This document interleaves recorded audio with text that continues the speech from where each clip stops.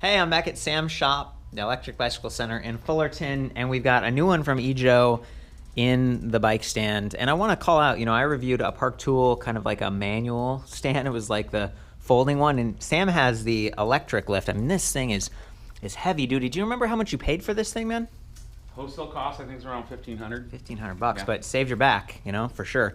So he's got the bike all lifted up. Wanted to point out that it has some awesome, well, these ones aren't integrated. They're built in. This is the Neo by Spinninga in the back, and then we got Roxio by Spinninga up front. Adjustable, bright, not integrated. So they run off their own batteries, and you kind of got to remember to turn them off like that. You can change the modes to flashing and stuff. But still, love that they have that. Love that it's got some nice fenders. These are aluminum. Actually, the entire thing is aluminum. I was kind of bringing a magnet around this looking earlier. This is designed to be like a kind of a comfortable bike, like maybe a city bike, but we were just talking about the handlebars. You've got an adjustable stem, low-rise bar, but it's not swept back. It's not quite the same as, if we have like a cruiser. I think Up here, up on top. Thank you. Yeah, there we go. See that EG? So this is kind of an interesting combination. I love that it's got a suspension. Sam, I noticed that it actually has some adjustment. Is that like a rebound right there? No, that's just going to tighten down your spring probably. Yeah, okay. So, it's the Top Gun, kind of like basic, but it's color matched. It's going to add some comfort. The seat post is 31.6 millimeters. I'm always talking about thud busters and body floats and stuff, but the saddle is really nice. This is a Selle Royale Freeway Gel, and check it out. They have this really cool little plug for adding a light or other accessories in the back, but in this case, they've already got it. 25 kilogram max weight on that rack.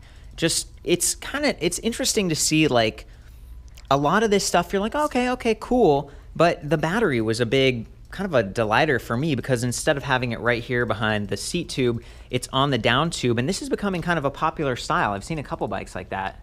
Juice Rider, I've seen a few others as well. Yeah, I've seen some prototypes and stuff, and I like it. I mean, the color doesn't quite match, but this bike also comes in matte black. Correct, and it does match with the matte black. And let's talk about Ejo for a second. They use a modular design, so on the Coda, they're kind of more of a road bike. It uses the same battery pack. Okay, and it's a pretty solid pack. It's like 48 volt, 11 amp hours. When I was reading a little sticker earlier, 350 watt hub motor. Whereas the Coda has the 500 watt. And we were talking about how it's kind of zippy on this bike, and I think that's because you get the higher voltage battery. I'm assuming it's putting out some more amps too, maybe with their controller. Yeah, you've got 5 levels of pedal assist, and you can control that and govern the speed of this bike right from the display panel. So that's something you can kind of tweak. Let's get into that. I was actually seeing 4 levels of assist, but sometimes those are other areas you can adjust. So we powered on the display. I noticed that the battery has like the little power button too, but I don't think you have to press that. No, you don't. There was some that you did, and I think a lot of companies have eliminated that, so you can just power straight up from here. I love that. It's just one less step, but this still gives you some feedback about how full the battery is. So if you took this off, because it is, it's removable. There's a key, and you kind of pull on this lever.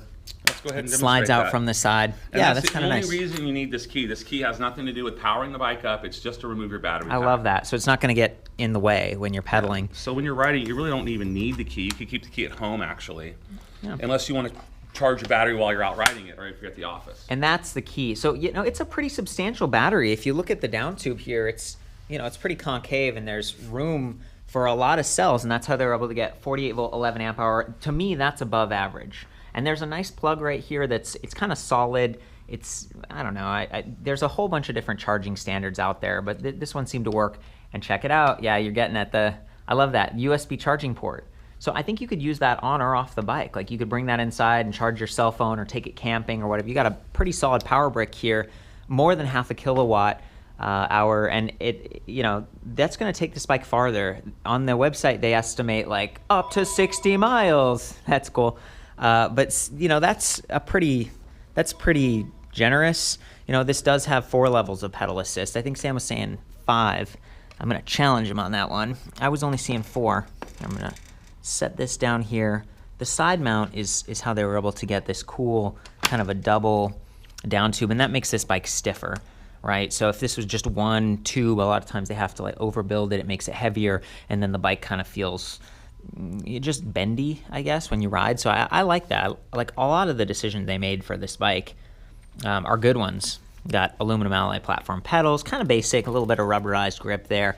nice solid kickstand, mechanical Tektro disc brakes, 160 millimeters front and rear. I mean, that's awesome. You got suspension, you got disc brakes, you got a big battery. You still step through. We were weighing this earlier, 55 pounds. Okay, and Yeah. to me, that's kind of like, well, that's kind of what you'd expect given the larger battery, because the battery's, But the weight is down on the chassis, so the handling is a little bit better than on some other bikes that have the batteries perhaps out back here. For sure. And that is a heavy battery. Did you weigh that battery, Court? How I much it weigh? did, and I'm trying to remember how much. I'll have it back at the site. Okay, Along with cool. the specs, I was measuring reach and standover height and all those other things, because it only comes in one size. The point I was trying to make was when you have a battery that low in the chassis, Mm-hmm. even though if you go to pick the bike up, yeah, you feel that weight, but when you're riding it, it just handles so much better and it feels more light and more nimble when you're riding the bike. I agree with you, man. So I think I've hit most of like some of the aesthetic pieces. Adjustable stem we were talking about earlier. Nice faux leather stitched grips. They're kind of hard, but they're a little bit bigger, so it just feels like gives you something to grab onto. They sort of match the saddle. Is that the black one? Yeah. See how much this could be like a his and hers kind of a setup. And look at the price point right here. Oh yeah. MSRP. Oh yeah. So that's a fairly affordable electric bike that has a 48 volt, 11 amp hour battery pack. You're going to get great range out of this. Thumb trigger throttle here rather than a thumb throttle here or over here. Tell me what you're telling me about ladies sometimes, how they prefer trigger throttles. Yeah, so twist throttle for some people if they have a little bit of arthritis or issues. We just literally had somebody trade one in on our open house on Saturday. She had a brand new bike that had a twist throttle, and she had less than 100 miles on it and wanted to trade it in because she just couldn't. She didn't buy it from us, but we obliged and we got her a bike that had a thumb style throttle. But if you get a bike with pedal assist, the majority of the time you're going to be pedaling the bike, and you're only going to be using that throttle to conquer that hill. Once you conquer the hill, you're back into your pedal assist mode. You're cruising along at 18, whatever your speed, whatever cadence you're comfortable at, Right. while you're riding down the trail. And Yeah. I want to say though that sometimes you don't want to pedal, or maybe there's a puddle and you want to lift your legs, or you're trying to balance Yep. groceries on the back or something. A throttle is awesome, and this one works in level 0, and it overrides all the other levels of pedal assist. So it's like There's any a- time. Yep, there's a lot of bikes that don't do that. So you should check into that and test ride the bike. And a lot of people will go and test ride a bike, and they'll go into the shop and they'll set it up for optimum operation. Yeah. But they don't show them the little details, Yeah. And then you go to ride it, and then you're like, wait a minute, the throttle's like governed to each level of pedal assist, or the throttle doesn't work when it's in 0. And those are things that you should ask when you go into an electric bike shop, or when you're doing your research online as well. And if you're new to bikes in general, or maybe you haven't had one that is a little bit heavier like this, just remember, take the battery off when you're going to mount this on a car, or if you Absolutely. need to lift it. That's a good way to reduce the weight. I'm sure that's like 8 pounds at least. It's more, I think. You think it's a little, again, it'll be back at the site. And then the tires, I think I was seeing the PSI recommendations like 40 to 65 on these. They're decent. Kenda, they've got the hybrid tread, a little bit of a thicker patch right there. If you let those get super low, you're really going to hurt your range, and you might It get a affects flat. the performance, it affects the range, all those things. You're also talking earlier about the handlebars. Your seating position when you're on this bike is going to be kind of slanted forward slightly. Yeah. And if you've got a long commute, let's say you got to go 10, 12 miles on your commute, that would be a kind of a good position to be in for that. It's kind of a little bit more aggressive. Yeah. You're looking out for traffic and potholes rather than being more kickback, cruising down the boardwalk on a Sunday afternoon. Right. It's definitely going for that more active, and the whole range thing. So seven gears, kind of a basic Shimano tourney, but you see that on a ton of bikes. It seems to hold up pretty well. Love that there's a little chain cover to keep your pant leg from getting greasy and stuff. And then the display. Will you bring this down a little bit and I can let's go check through that the out. display? Look at that. I love that stand. It's pretty awesome. There you go. Kind of brings it down. And if you can go chat with him for a minute and I'll do the Sure, display. there you go. I just powered it for you. Sweet. Gonna help a customer. These displays it's pretty awesome. Like, you can adjust the angle a little bit, swivel it forward and backwards. It's big. It's right in your face. And again, with the adjustable stem, you want to see how it's like glaring right now? Imagine if that was the sun. So you could just kind of tip it forward and now it's not glaring. I'm always calling that out. I think, I want people to be safe. I'm like wearing my helmet right now in the shop, all ready for that test ride coming up. Just think about some of those things when you're adjusting your bike and getting set up. Make sure that your seat is high enough so that your leg extension is good. Lots of stuff that your bike shop can help you with. So anyway, you hold the power button and the display comes to life.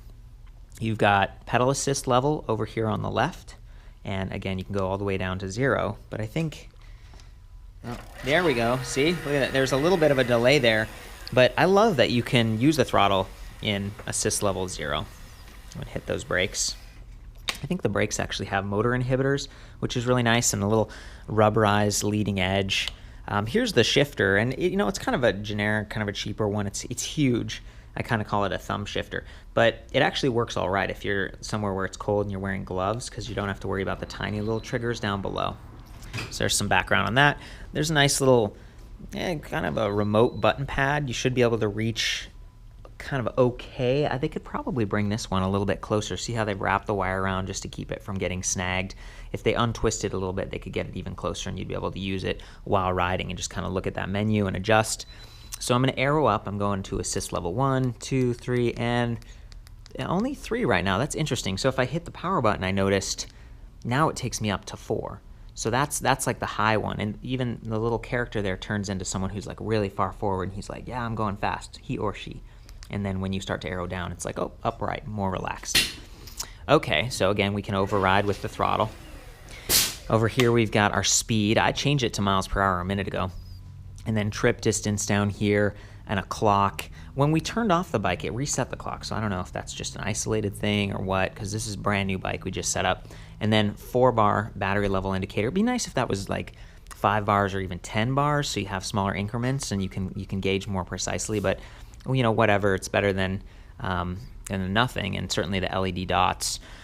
So what do you do if you want to make some adjustments to a display like this? Usually you hold plus and minus for a couple of seconds, and now it brings us in the menu. So we can change from miles per hour to kilometers per hour by pressing the arrow up, just up, and it changes. I'm going to leave it in miles per hour because I'm in the United States.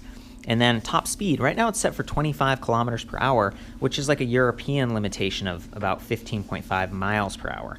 But if we want, we can go all the way up to like 40 kilometers per hour. It ends up taking you about 20, maybe a little bit higher, depending on the terrain and all that and your weight. So I'm going to leave it at that. Backlighting, see how it's super bright right now? Take it down a little bit if you don't want it blinding you at night. And then there's our clock again. I'm going to go ahead and arrow up, get that thing set up.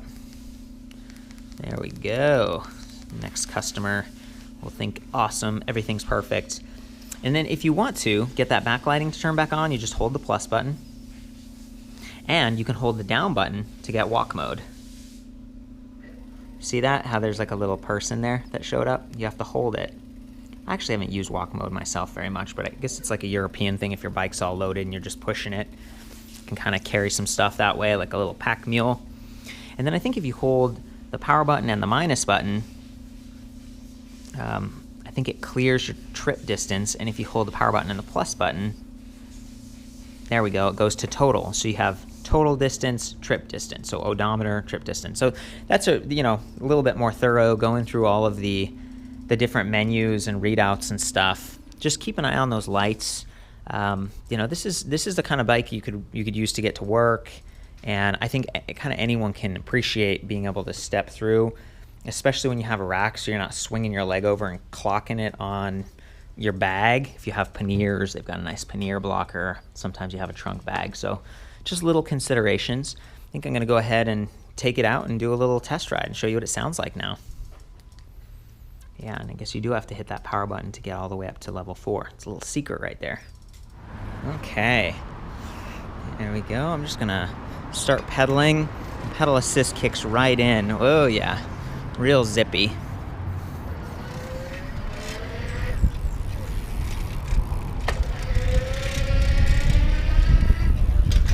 Yeah, okay, let's see how fast we get going. Pretty easily getting up close to 20.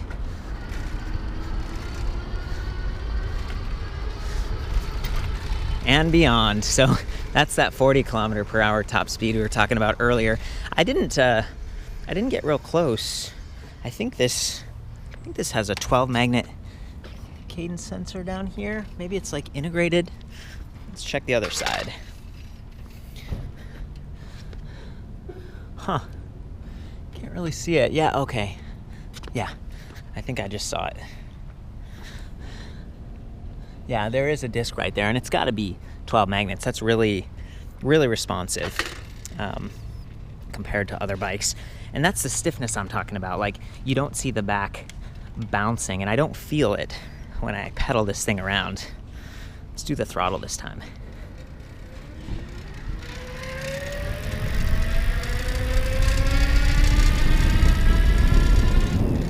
It's zippy.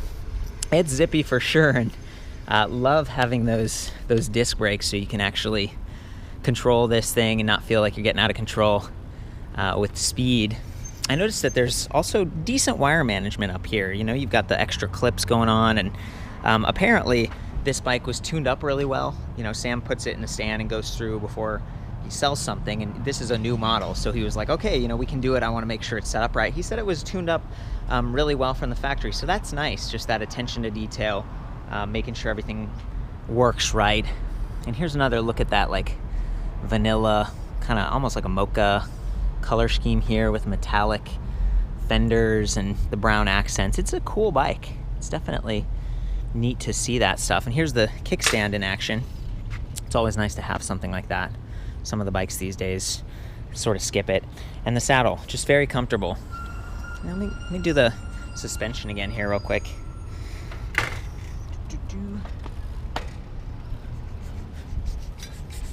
You know, it's decent. It's decent, and 55 pounds, like I was saying, that's all right considering all the features that they packed into this thing. It could weigh a lot more, and I've seen bikes that weigh like 60 plus pounds that are similar. So about an 18-inch frame, that's how tall the seat tube was, and I'll have more geometry back at the site, but I think that's it. I hope that gave you some good perspective on what you'd get with this bike and just some awareness. You know, Ejo's, they made some of the better folding bikes, and really the value price kind of stuff that's decent.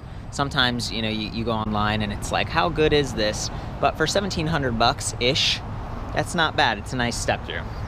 Anyway, for the full written review, I'll see you back at electricbikereview.com. Feel free to chime in with comments, and of course, ride safe.